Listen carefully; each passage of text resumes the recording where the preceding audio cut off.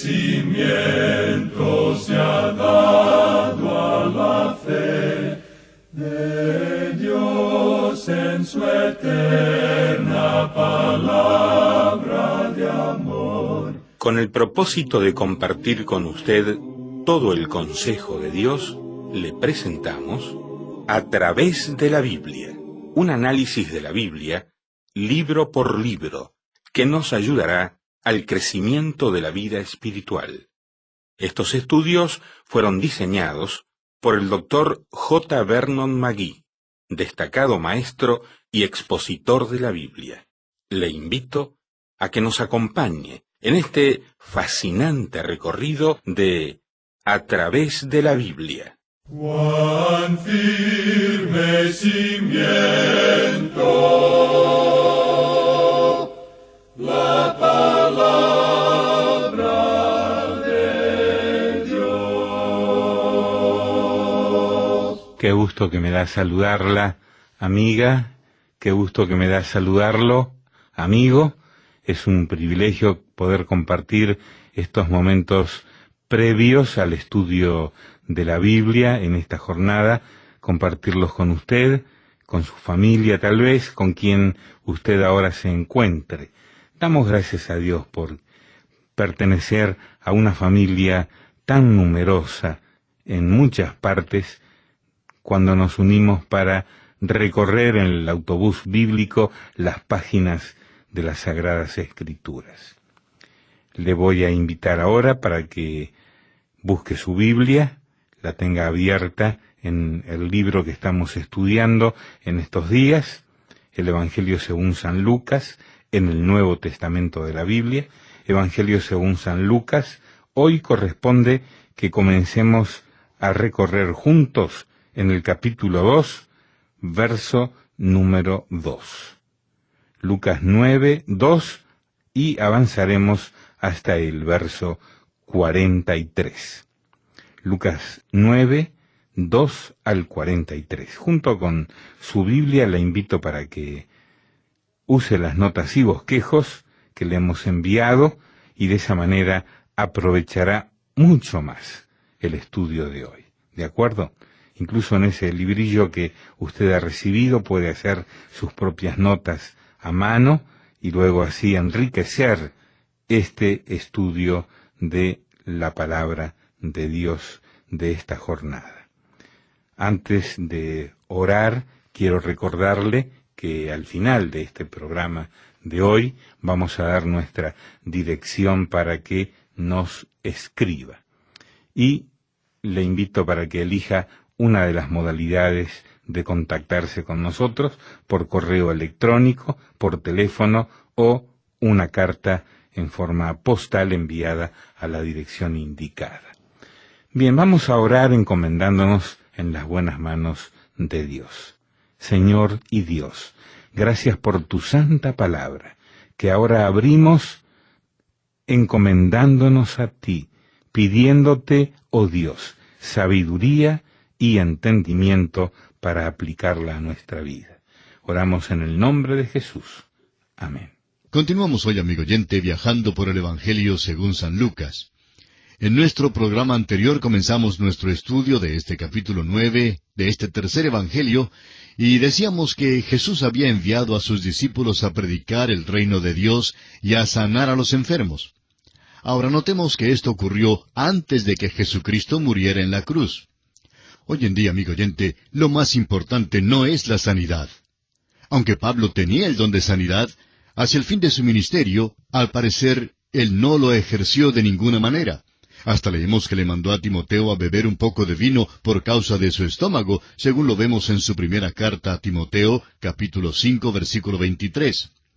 Pablo mismo tenía un aguijón en la carne y le pidió a Dios que se lo quitara, pero Dios no se lo quitó.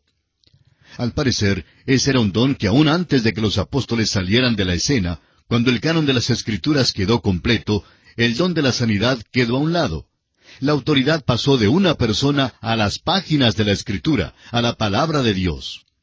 Hacia el fin de su vida, Juan escribió en su segunda carta universal, versículo 10, «Si alguno viene a vosotros y no trae esta doctrina, no lo recibáis en casa ni le digáis bienvenido. Y esto aun si tal persona pudiese bajar fuego del cielo. También el apóstol Pablo dijo en su carta a los Gálatas, capítulo 1, versículo 8, «Mas si aun nosotros, o un ángel del cielo, os anunciare otro evangelio diferente del que os hemos anunciado, sea anatema». Ahora, la palabra anatema significa condenado, maldito. Este es un lenguaje acérrimo, amigo oyente, porque hay una sola doctrina, y es la revelada en las páginas de la Escritura. Ahora notemos lo que dice el doctor Lucas en los versículos 2 y 3 de este capítulo 9 de Lucas. «Y los envió a predicar el reino de Dios y a sanar a los enfermos. Y les dijo, no toméis nada para el camino, ni bordón, ni alforja, ni pan, ni dinero, ni llevéis 2 túnicas». Hay algunas personas que pretenden usar este pasaje como base para predicar el reino de Dios y para sanar a los enfermos hoy en día. Pero observe bien al ministro que pretende usar estos versículos como una base para sus campañas de sanidad. Vea usted si toma una ofrenda. Vea si lleva algo consigo cuando viaja. Fíjese si su mensaje se adhiere a las Escrituras. Es interesante notar que este versículo no se usa con mucha frecuencia hoy en día, porque ahora no es aplicable. Pero en aquellos días lo fue, amigo oyente. Y continuamos con el versículo 4 de este capítulo 9 de Lucas. «Y en cualquier casa donde entréis, quedad allí, y de allí salid». No nos entienda mal, amigo oyente, porque creemos que hoy en día el obrero es digno de su salario. Creemos que cualquier hombre que proclame la palabra de Dios debe ser apoyado. En los tiempos de Cristo la situación era algo diferente. Los discípulos tenían que quedarse en las casas privadas porque no abundaban los lugares de hospedaje como los hay hoy en día, y por eso siempre se hospedaban en hogares privados. Leamos ahora el versículo 5. «Y donde quiera que no os recibieren, salid de aquella ciudad, y sacudid el polvo de vuestros pies en testimonio contra ellos». Y vemos que cumplieron este mandato del Señor, según lo leemos en el versículo 6, que dice, «Y saliendo, pasaban por todas las aldeas, anunciando el Evangelio y sanando por todas partes». Luego sucedió una cosa muy extraña. Leamos los versículos 7 al 11 de este capítulo 9 de Lucas. «Herodes el tetrarca oyó de todas las cosas que hacía Jesús, y estaba perplejo, porque decían algunos, Juan ha resucitado de los muertos, otros, Elías ha aparecido, y otros, algún profeta de los antiguos ha resucitado. Y dijo Herodes, a Juan yo le hice decapitar. ¿Quién pues es este de quien oigo tales cosas? Y procuraba verle. Vueltos los apóstoles, le contaron todo lo que habían hecho. Y tomándolo se retiró aparte a un lugar desierto de la ciudad llamada Betsaida. Y cuando la gente lo supo, le siguió. Y él les recibió, y les hablaba del reino de Dios, y sanaba a los que necesitaban ser curados. Herodes era el gobernante responsable de la encarcelación y la ejecución de Juan el Bautista. Tenía miedo que Jesús fuera el sucesor de Juan el Bautista. La curiosidad de Herodes le dio el deseo de ver a Jesús, y creemos que sus intenciones sin duda eran malas. Entonces dice este pasaje que Jesús llevó a sus discípulos a un lugar deshabitado, y las multitudes le siguieron. Nuestro bondadoso Señor recibió entonces a todas estas personas, y les habló en cuanto al reino de Dios, y también sanó a aquellos que tenían necesidad de ser sanados. Usted recordará que ya en estudios anteriores habíamos hecho la distinción entre el reino de los cielos y el reino de Dios. El reino de los cielos es parte del reino de Dios, pero no es sinónimo. El reino de los cielos se refiere al reinado o autoridad de los cielos sobre la tierra. El reino de Dios lo incluye todo, no solo esta tierra, sino también toda la creación de Dios. Ahora los versículos 12 al 17 nos presentan otro aspecto importante. Jesús alimenta a 5,000. Tanto Mateo como Marcos y Juan relatan este incidente que ya hemos estudiado antes. Por eso solo haremos un breve resumen. Una gran multitud había seguido a Jesús y a sus discípulos. Jesús tuvo compasión de la multitud. Eran como ovejas y Él era el pastor. Suplió sus necesidades espirituales por medio de sus enseñanzas, y luego suplió sus necesidades físicas al darles de comer. Los discípulos estaban turbados a causa de la situación crítica que los confrontaba. Se requería un milagro para poder alimentar a una multitud tan grande y tan hambrienta, pues estaban muy lejos de la fuente de cualquier abastecimiento.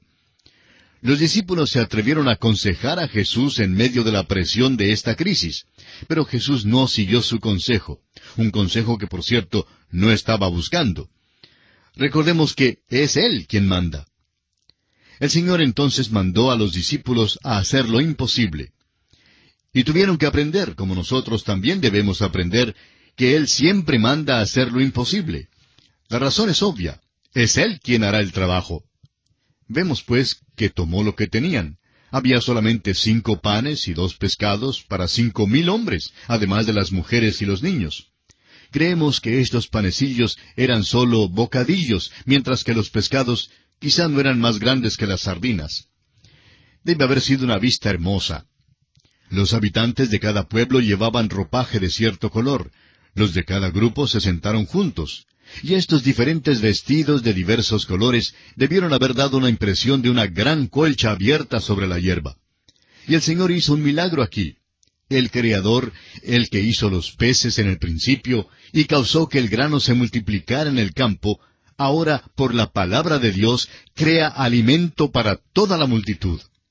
Quizá esta era la primera vez que muchos de ellos quedaban satisfechos plenamente. Todos tuvieron suficiente para comer. Amigo oyente, es que Dios siempre provee de sobra. Llegamos ahora al pasaje en el cual Pedro confiesa que Jesús es el Mesías, y en el cual Jesús anuncia su muerte y resurrección. Leamos los versículos 18 al 22 de este capítulo 9 de San Lucas. Aconteció que mientras Jesús oraba aparte, estaban con él los discípulos, y les preguntó diciendo, ¿quién dice la gente que soy yo? Ellos respondieron, unos Juan el Bautista, otros Elías, y otros que algún profeta de los antiguos ha resucitado. Él les dijo, ¿y vosotros, quién decís que soy? Entonces, respondiendo Pedro dijo, el Cristo de Dios. Pero él les mandó que a nadie dijesen esto, encargándoselo rigurosamente y diciendo, es necesario que el Hijo del Hombre padezca muchas cosas y sea desechado por los ancianos, por los principales sacerdotes y por los escribas, y que sea muerto y resucite al tercer día. Notemos que la frase, el Cristo de Dios, significa el Mesías prometido por Dios. Luego, en el versículo 22, vemos que el Señor Jesús informa sobre su muerte y resurrección. Y esta no es la única ocasión en que lo hace, pues son repetidas las ocasiones en que habla en cuanto a esto. Jesús no reveló su persona aparte de su obra de redención. Nuestra salvación depende de quién es Jesús y qué fue lo que hizo. Negar el valor de la muerte de Cristo es algo de origen satánico. Y ahora, amigo oyente, si usted tiene su Biblia, como le sugerimos al comienzo del programa, quisiéramos dirigir su atención al versículo 27, porque llegamos aquí a lo que conocemos como la transfiguración. Al tratar de la transfiguración, el Dr. Lucas añade algo que los otros escritores de los Evangelios omiten. Veamos, pues, el versículo 27. Pero os digo en verdad que hay algunos de los que están aquí que no gustarán la muerte hasta que vean el reino de Dios. Es interesante notar que aquí Simón Pedro nos interpreta este versículo. Él dijo en sus escritos que vio el reino. Ahora, ¿dónde lo vio? Pedro dice que estuvo con el Señor en el Monte Santo y que fue testigo presencial. Pedro dice todo esto en su segunda carta, capítulo 1, versículos 16 al 18, donde leemos, porque no os hemos dado a conocer el poder y la venida de nuestro Señor Jesucristo siguiendo fábulas artificiosas, sino como habiendo visto con nuestros propios ojos su majestad. Pues cuando Él recibió de Dios Padre honra y gloria, le fue enviada desde la magnífica gloria una voz que decía, Este es mi Hijo amado, en el cual tengo complacencia. Y nosotros oímos esta voz enviada del cielo cuando estábamos con Él en el Monte Santo. Esta es la explicación que nos da Simón Pedro, y es suficientemente buena para mí, porque creo que un hombre que estuvo allí debe saber más en cuanto al reino que algunos de los que pretenden ser eruditos en esta época que nunca estuvieron allí. Ahora notemos que los versículos siguientes, los versículos 28 y 29 dicen, Aconteció como 8 días después de estas palabras, que tomó a Pedro, a Juan y a Jacobo, y subió al monte a orar. Y entre tanto que oraba, la apariencia de su rostro se hizo otra, y su vestido blanco y resplandeciente. Lo que ocurrió allí es algo como la experiencia del gusano. Primero tiene usted el gusano, luego el capullo, y por fin sale la hermosa mariposa. La transfiguración no manifiesta la deidad de Cristo, sino su humanidad perfecta. La transfiguración es la meta que Dios tiene para toda la humanidad. Cuando usted ve al Señor Jesucristo transfigurado allí en el monte, está observando exactamente lo que ocurrirá en aquel día cuando seamos transformados. Los muertos serán levantados y aquellos que vivimos seremos cambiados, y todos seremos transformados y llevados a la presencia de Dios. En el versículo 29, donde dice que su ropaje resplandeció, no significa que una luz externa resplandeció sobre él, sino que una luz resplandeció desde adentro. Creemos que Adán y Eva estaban vestidos con este tipo de luz gloriosa, pero que cuando pecaron, esta luz se apartó y por tanto descubrieron que estaban desnudos. La pregunta que muchos formulan es si vamos a vestirnos en el cielo.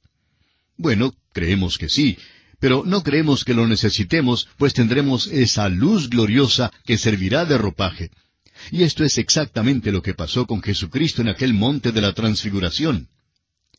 Ahora leamos el versículo 30 de este capítulo 9 de Lucas. Y he aquí 2 varones que hablaban con él, los cuales eran Moisés y Elías. Tenemos a 2 hombres que aparecen sobre este monte. Moisés, el representante de la ley, y Elías, el representante de los profetas. Y los 2 aparecen para testificar en cuanto a Cristo. ¿Y qué es lo que dicen en cuanto a él? Leamos entonces el versículo siguiente para ver en qué consistía su testimonio. Versículo 31. Quienes aparecieron rodeados de gloria y hablaban de su partida que iba Jesús a cumplir en Jerusalén. Hablaron sobre la muerte de Jesucristo. Moisés y Elías hablaron sobre la muerte de Jesús, y en el Nuevo Testamento el apóstol Pablo dice que el evangelio que él predicó era un evangelio respaldado por el testimonio de la ley y los profetas. Dijo que su evangelio no era en manera alguna contrario al Antiguo Testamento. En su carta a los Romanos capítulo 3 versículos 20 al 22, Pablo dice lo siguiente: ya que por las obras de la ley ningún ser humano será justificado delante de él, porque por medio de la ley es el conocimiento del pecado. Pero ahora, aparte de la ley, se ha manifestado la justicia de Dios, testificada por la ley y por los profetas, la justicia de Dios por medio de la fe en Jesucristo, para todos los que creen en Él, porque no hay diferencia. La ley y los profetas revelan que la única manera posible de acudir a Dios, y la única manera en que Dios nos puede salvar, es por medio de la justicia que recibimos mediante la fe. En el Antiguo Testamento esto se hacía mediante la ofrenda de un sacrificio. El sistema de sacrificios era lo más importante en todo el sistema mosaico. Aquel cordero que se ofrecía sobre el altar era un símbolo de Cristo, quien murió por nuestros pecados. El profeta Juan el Bautista por eso identificó a Cristo como el Cordero de Dios que quita el pecado del mundo. Prosigamos ahora nuestro estudio en este pasaje leyendo los versículos 32 y 33 de este capítulo 9 de San Lucas. Y Pedro y los que estaban con él estaban rendidos de sueño, mas permaneciendo despiertos, vieron la gloria de Jesús y a los 2 varones que estaban con él. Y sucedió que apartándose ellos de él, Pedro dijo a Jesús: Maestro, bueno es para nosotros que estemos aquí, y hagamos 3 enramadas, una para ti, una para Moisés, y una para Elías, no sabiendo lo que decía. Nuestro amigo Simón Pedro parece que es una persona que siempre tiene que decir algo. En esta ocasión habría sido mucho mejor si se hubiera quedado callado, pero aparentemente no pudo hacerlo. Y según este versículo, no sabía lo que decía. Muchos son como Pedro y hablan palabras que creen ser piadosas sin darse cuenta de lo que dicen. Pedro sugiere que se edifiquen 3 tabernáculos, y así coloca a Moisés y a Elías a la par con Jesucristo, aunque por lo menos pone al Señor primero. Muchas antologías de la religión mencionan a Buda, a Mahoma, a Moisés y a Cristo como fundadores de religiones. Y aunque esto puede parecerle extraño, amigo oyente, Jesucristo no es fundador de ninguna religión. Él no fundó una religión. Él murió en la cruz por los pecados del mundo. Él es el Salvador, y es por eso que usted no es salvado por medio de una religión. Usted puede ser salvado únicamente por medio de Jesucristo. Un eminente predicador acostumbraba a decir, cuando yo vine a Cristo, perdí mi religión. Y lo que muchas personas necesitan, amigo oyente, es perder su religión y encontrar a Cristo Jesús. Y vamos ahora a leer los versículos 37 al 43. Así es que, si todavía tiene su Biblia abierta en este capítulo 9 del Evangelio según San Lucas, le sugiero leer conmigo estos versículos 37 al 43, porque aquí encontramos otro aspecto importante que marca un contraste con lo que acabamos de ver que sucedió en el monte. Se trata del caso cuando Jesús echa fuera a los demonios de un hijo único. Leamos pues este pasaje.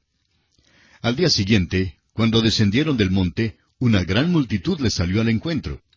Y he aquí un hombre de la multitud clamó diciendo, Maestro, te ruego que veas a mi hijo, pues es el único que tengo, y sucede que un espíritu le toma y de repente da voces y le sacude con violencia y le hace echar espuma y estropeándole a duras penas se aparta de él.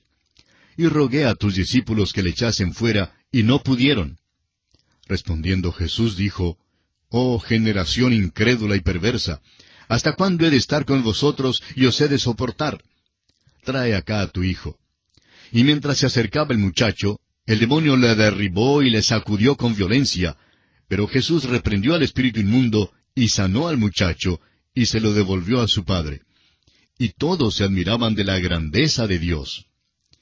Este es otro caso que ya comentamos en nuestro estudio del Evangelio según San Marcos, de modo que comentaremos solo algunas partes.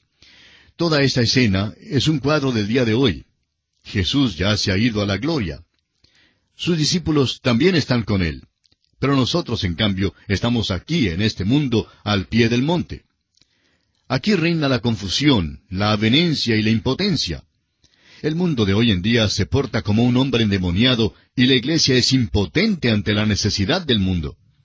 Cuando Jesús habló a la multitud, la reprendió por su falta de fe en cuanto a la condición del muchacho. Y al parecer, los discípulos y los escépticos estaban incluidos entre los reprendidos. La condición de este muchacho daba lástima. Jesús se volvió al padre del muchacho y le pidió que creyera. Y entonces, según lo que dicen los otros evangelios, el padre hizo una súplica desesperada, pidiendo más fe. Ahora los discípulos por su parte estaban perplejos porque habían echado fuera a los demonios antes, pero ahora no podían echar fuera a este demonio. Nuestro Señor confirma que este caso era diferente debido a su seriedad. La palabra del Señor reprendió al demonio, sanó al muchacho y lo entregó a su padre. El proceso que fue necesario para poder echar fuera a los demonios reveló una vez más la seriedad del caso.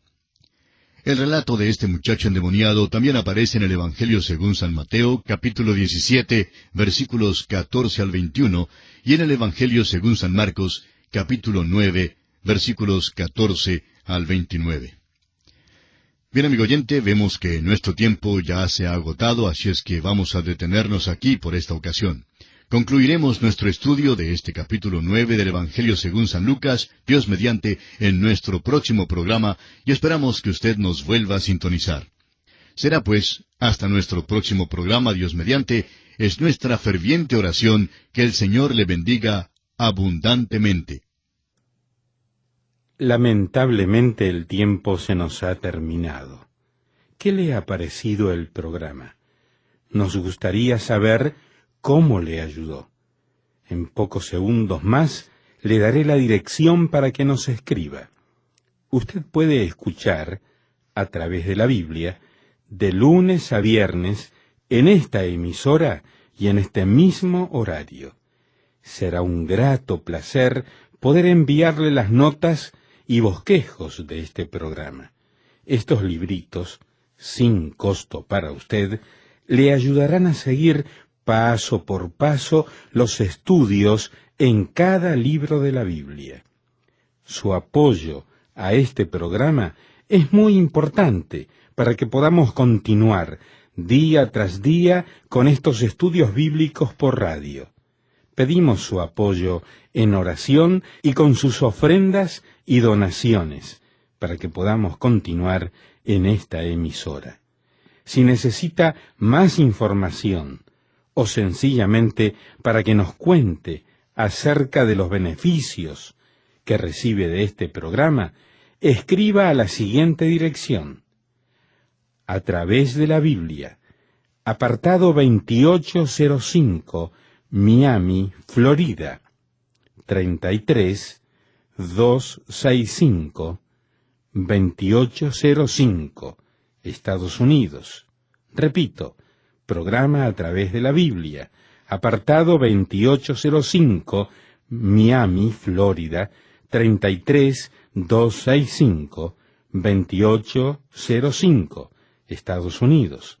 Por correo electrónico, escriba a atv@transmundial.org. Telefónicamente puede llamarnos ahora mismo gratuitamente al siguiente número: 1-800-880-5339. 1-800-880-5339. Amigo y amiga, nos tenemos que despedir ya mismo. Pido a Dios que le bendiga.